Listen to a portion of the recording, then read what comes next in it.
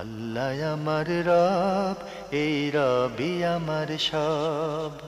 দামে দামে তন মনে তারি অনুভব। তোমার দুনিয়াতে আমি যেদিকে তাকাই, অথই নিয়ামতে ডুবে আছি সবাই।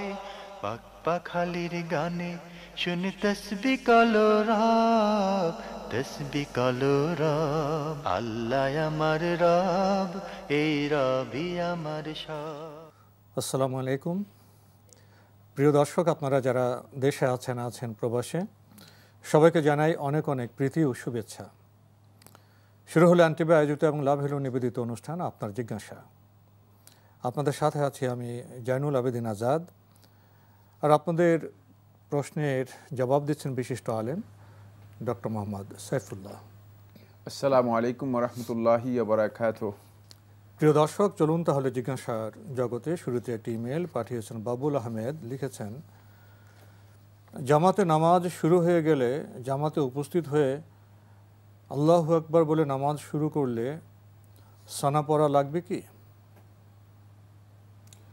জামাতে যদি আপনি মাসবুক হন, অর্থাৎ যদি ইমাম সাহেব মানে জামাতে তাকবীরাতুত তাহরিম অথবা তাকবীরাতুল ইহরাম, তাকবীরে তাহরিমা দেওয়ার অনেক পরে কেরাত শুরু করার পর আপনি অংশগ্রহণ করেন, সেখানে শুধু আপনি তাকবীরাতুল ইহরাম দিয়েই মানে তাকবীরে তাহরিমা দিয়েই আপনি সালাতে প্রবেশ করে যাবেন, তখন আপনি আর সানা অথবা দোয়াউল ইস্তিফতাহ পড়বেন না, ইমামের কেরাত শ্রবণ করবেন।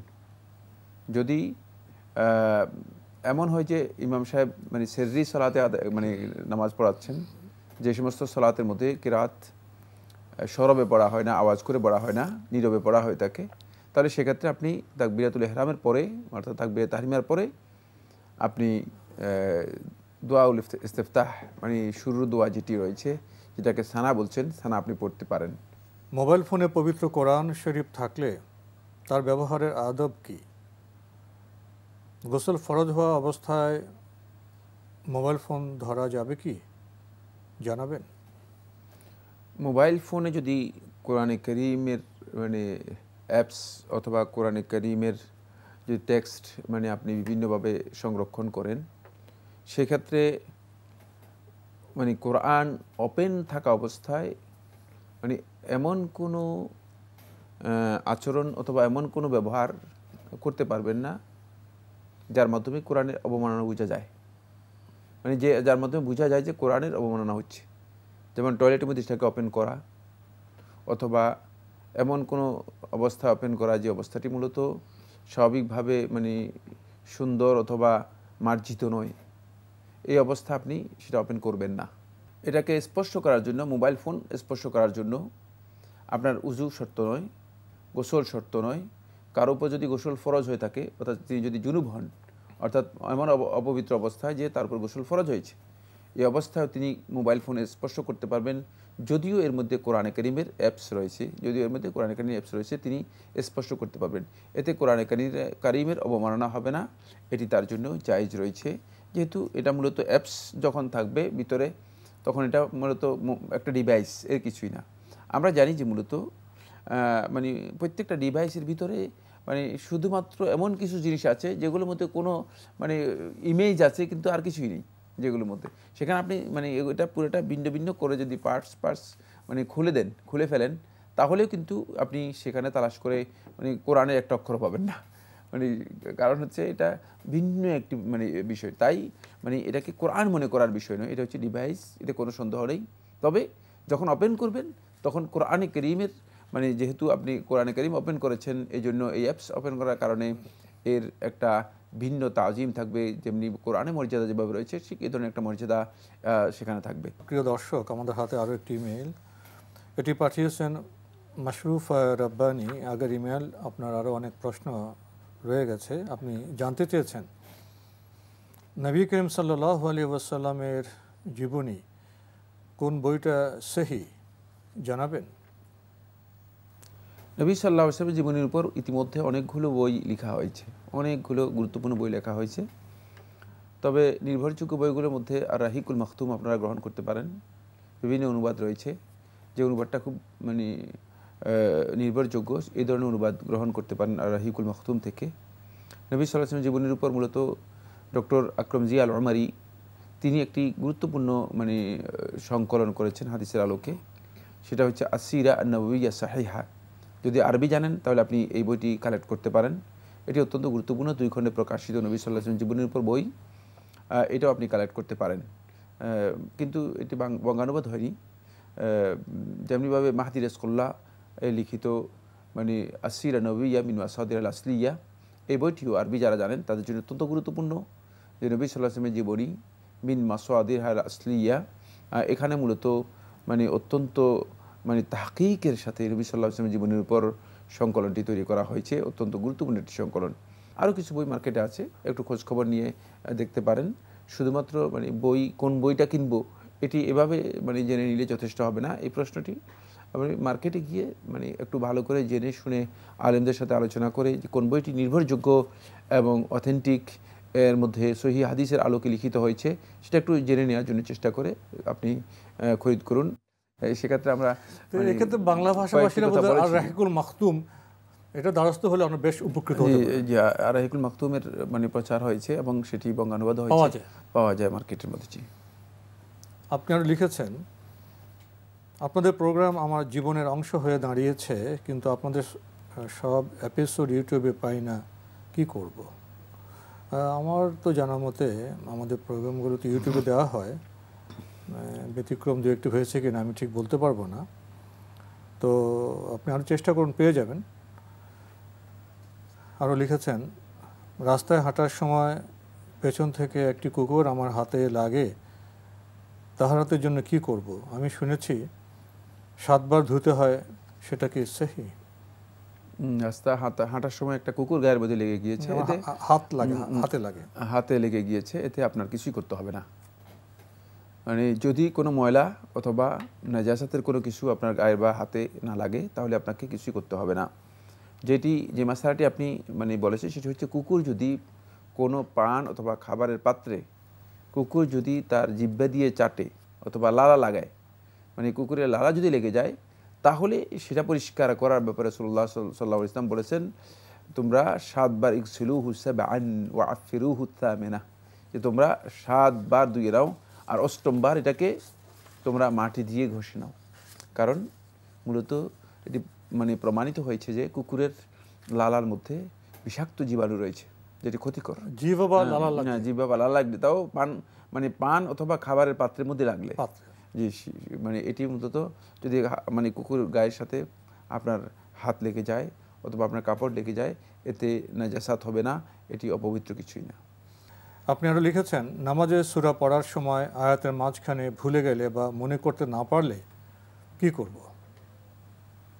নামাজের তেলাওয়াতের সময় যদি নামাজের মধ্যে কোনো আয়াত ভুলে যান অথবা কোথাও আটকে যান, আপনি সেক্ষেত্রে আয়াত একটা ভুলে গেলে পরবর্তী আয়াত থেকে আপনি তেলাওয়াত শুরু করতে পারেন, কোনো অসুবিধা নেই। আর যদি মনে করেন যে না আর এখান থেকে, তাহলে আপনি রুকু করতে পারেন, মানে কোনো অসুবিধা নেই। আপনি যতটুকু তেলাওয়াত করেছেন নামাজের মধ্যে ততটুকুই যথেষ্ট। আল্লাহ সুবহানাহু ওয়া তাআলা বলেছেন কোরআনে কারীমের মধ্যে, ফাকরাউ মা তায়াসসারা মিনাল কোরআন, তোমরা কোরআন থেকে তেলাওয়াত করো যতটুকু তোমাদের সম্ভব হয়। সুতরাং সম্ভব যতটুকু হয়েছে তেলাওয়াত তো করেছেন, বিশেষ সময় তো সম্ভব হয়েছে কিছু, আপনার যতটুকু সম্ভব হয়েছে ততটুকু তেলাওয়াত করলে যথেষ্ট হয়ে যাবে। রুকুতে চলে যাবে, শুধুমাত্র সূরাতুল ফাতিহা পুরোটাই তেলাওয়াত করতে হবে। লিখেছেন, নামাজে কি কান্না করা জায়েজ? মূলত আল্লাহর কাছে তওবা করার সময় ফরজ নামাজে বা সুন্নত নামাজে আমার চোখের পানি চলে আসে, নাকেও ঠেকে, সে পানি আমি হাত দিয়ে লুঙ্গিতে মুছি, সেই জন্য তাহারাতের কি কোনো সমস্যা হবে? প্রথম কথা হচ্ছে সলাতের মধ্যে কান্না করা ইচ্ছাকৃতভাবে এটি জায়েজ নেই। সলাতের মধ্যে মনোযোগ দিয়ে আল্লাহর বান্দাগণ নিজেদের সর্বান্তকরণে মনোযোগের সাথে আল্লাহর কালাম তেলাওয়াত করবে, এটা হচ্ছে তাদের দায়িত্ব। বাকি তেলাওয়াত করতে গিয়ে কোরআনে কারীমের মর্ম অথবা আল্লাহর আয়াতের কোনো নির্দেশনা যদি তার সামনে আসে, জান্নাত অথবা জাহান্নামের কোনো বক্তব্য তাকে যদি তার অন্তরে আঘাত হানে এবং এর কারণে যদি তার অনিচ্ছাকৃতভাবে কান্না এসে যায়, একটা হচ্ছে কান্না করা, একটা কান্না এসে যাওয়া, আর একটা কান্না এসে যাওয়া, দুইয়ের মধ্যে পার্থক্য রয়েছে। যদি কোনো কারণে কান্না এসে যায়, এতে অধিকাংশ উলামায়ে কেরামের বক্তব্য অনুযায়ী তার সলাত নষ্ট হবে না, যেহেতু এটি তার ইচ্ছার বাইরে। নবী সাল্লাল্লাহু আলাইহি ওয়াসাল্লাম যখন তেলাওয়াত করতেন কোরআনে কারীম, নবী সাল্লাল্লাহু আলাইহি ওয়াসাল্লামের এমনটি হতো। সাহাবায়ে কেরাম বলেছেন যে আমরা নবী সাল্লাল্লাহু আলাইহি ওয়াসাল্লামের মানে কোরআন তেলাওয়াত শুনতে পেতাম এবং তার অফি জাওফিহি আজিজুন, মানে তার ভিতরের মধ্যে একটা গোমরানি একটা আওয়াজ মানে মানে শোনা যেত, যেমন আজিজিল মিরজাল, যেমন চুলার মধ্যে পানি দিলে মানে পাত্রের মধ্যে যেমন পাত্রের মধ্যে একটা আওয়াজ থাকে, এই ধরনের একটি আওয়াজ। অর্থাৎ নবী সাল্লাল্লাহু আলাইহি ওয়াসাল্লাম অনেকটা মানে কান্না জড়িতভাবেই কোরআন কারীমের তেলাওয়াত করতেন, মানে এইভাবে আবেগ তাড়িত হতেন কোরআনের তেলাওয়াতের আয়াতের মানে তেলাওয়াতের কারণে, আয়াতের প্রভাবের কারণে। আল্লাহ রাব্বুল আলামিনের দোয়া করতে গিয়ে যদি দেখা যায় যে দোয়া করছেন তার আবেগ এসে গিয়েছে, হতে পারে সিজদার মধ্যে দোয়া করছেন তিনি, তার আবেগ এসে গিয়েছে এবং আবেগ এসে যাওয়ার কারণে অনিচ্ছাকৃতভাবে কান্না এসে গিয়েছে, এই অবস্থাও কিন্তু তার সালাত নষ্ট হবে না। স্বাভাবিক চোখে পানি আসলে নষ্ট হবে না। আর যেটা বলেছিলাম যে চোখে পানি চলে আসে নাকেও থেকে হাত দিয়ে মুছে লুঙ্গিতে, না এটি যদি কাপড় দিয়ে মুছেন হাতের পানি অথবা নাকের পানি, এগুলো মানে তাহের পবিত্র, এগুলোতে কোনো ধরনের তাহারাতের অসুবিধা নেই। চোখের পানি এটি মূলত তাহের পবিত্র, মানে নাকের পানি এটি তাহের পবিত্র, এটি যদি কাপড়ে লাগে এতে কাপড় নষ্ট হয় না অথবা কাপড় ধুইতে হয় না, এটি নাজাসাত নয়, অপবিত্র বা নাপাকি নয়। সবশেষে আপনি লিখেছেন ফরজ নামাজে সূরা ইখলাস বারবার পড়া যাবে? অন্যান্য সূরাগুলো যদিও আমি জানি। ফরজ সালাতের মধ্যেও আপনি সূরা ইখলাস বারবার পড়তে পারেন, অন্য সূরাও আপনি বারবার পড়তে পারেন। তাকরার জায়েজ রয়েছে, যদি কেউ তাকরার করতে চান তার জন্য তাকরার জায়েজ রয়েছে কোরআন কারীমের তেলাওয়াতের মধ্যে। কিন্তু মানে যদি অন্য সূরা যারা থাকে সেগুলো তেলাওয়াত করাটাই উত্তম, কারণ তাকরারের মধ্যে মানে তাকরারের চেয়ে আপনি যদি বেশি তেলাওয়াত করে থাকেন তাহলে বেশি ফায়দা বেশি সেটা, কারণ মানে সূরা ইখলাসের বারবার তেলাওয়াতের চেয়ে অনেক বেশি আয়াত যদি তেলাওয়াত করতে পারেন এতে অতিরিক্ত ফায়দা রয়েছে, সেজন্য আমরা অতিরিক্ত তেলাওয়াতের কথা বলে থাকি। কিন্তু কেউ যদি মনে করে যে আমি রিপিট করব সূরা আল ইখলাস, এটি আপনার জন্য জায়েজ না জায়েজ না।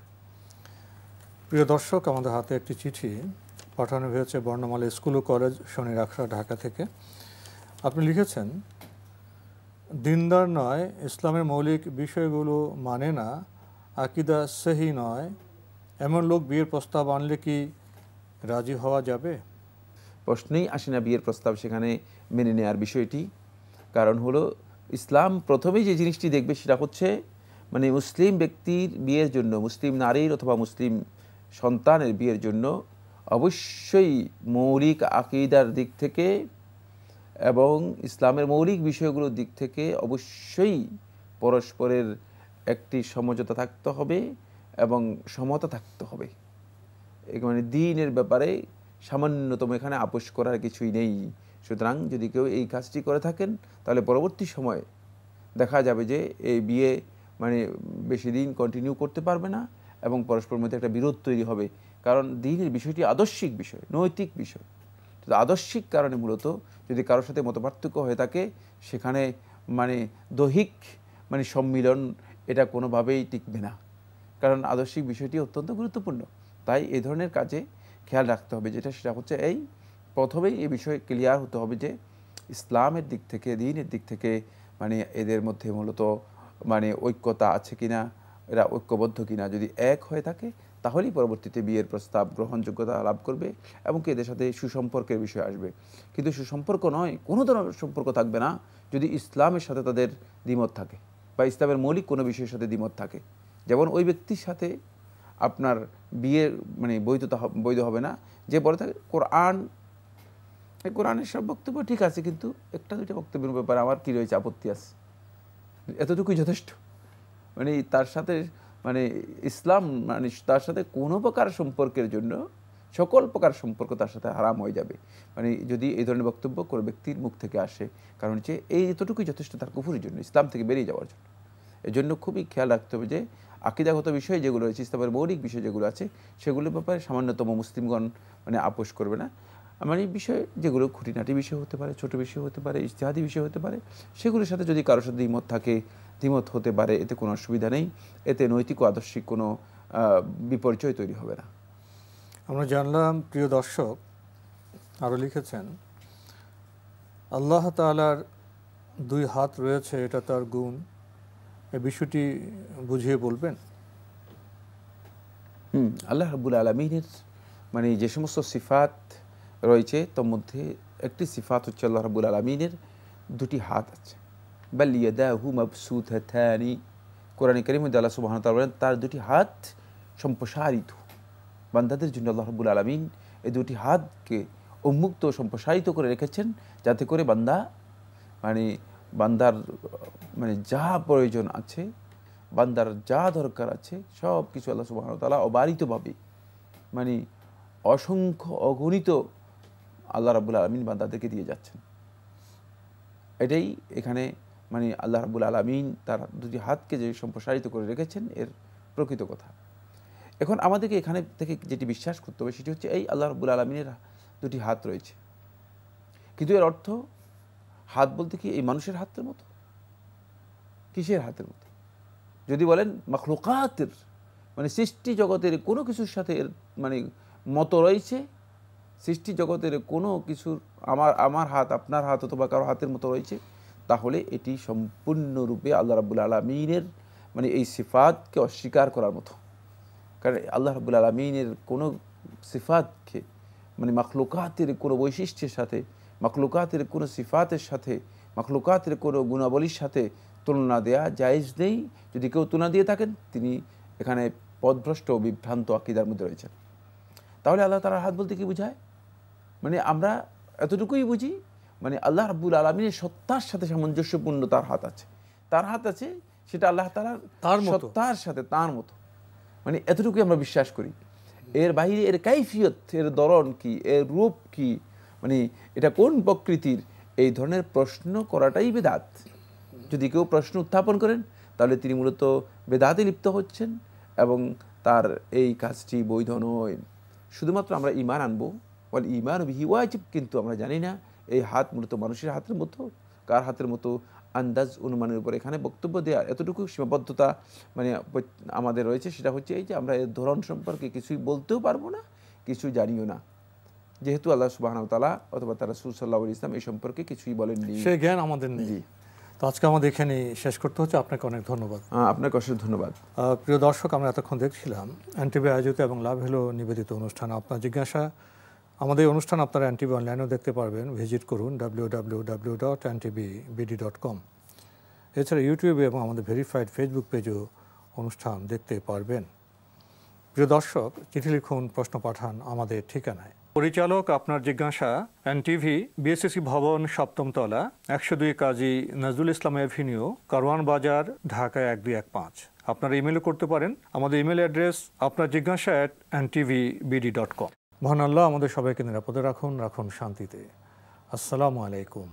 আল্লাহ আমার রব, এই রবি আমার সব, দামে দামে তুন মনে তারি অনুভব। আল্লাহ আমার রব, এই রবি আমার সব।